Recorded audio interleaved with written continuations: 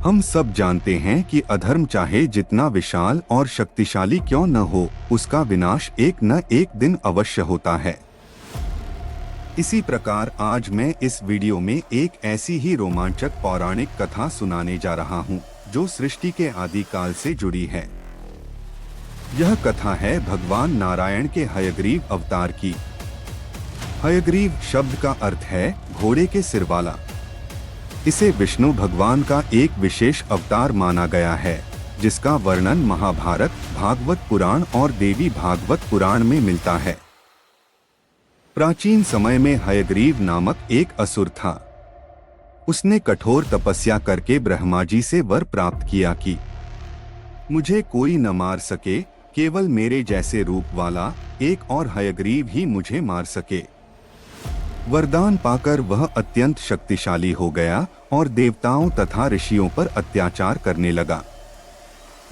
उसने इंद्र को पराजित कर इंद्रासन पर अधिकार कर लिया। तीनों लोकों में हाहाकार मच गया। असुर हयग्रीव का संहार करने के लिए भगवान विष्णु ने एक विशेष रूप धारण किया। देवताओं के प्रार्थना करने पर विष्णु जी असुर हयग्रीव से युद्ध करने लगे।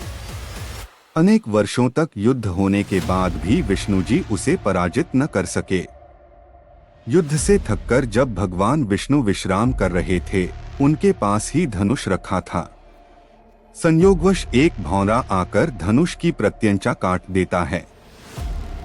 वह प्रत्यंचा बिजली की गति से जाकर विष्णु जी के गले पर लगती है और उनका मस्तक कट जाता है।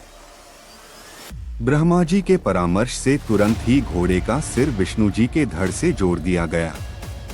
इस प्रकार भगवान विष्णु हयग्रीव अवतार में पुनर्जीवित हुए और जगत के सामने प्रकट हुए। एक समय हयग्रीव असुर और एक अन्य असुर दुर्गमासुर ने मिलकर वेदों की चोरी कर उन्हें पाताल में छिपा दिया। पृथ्वी पर ज्ञान का अंधकार छा गया। तब भगवान विष्णु ने गणेश जी और सेनापति कार्तिकेय की सहायता से वेदों को पुनः ब्रह्मा जी को सौंपा।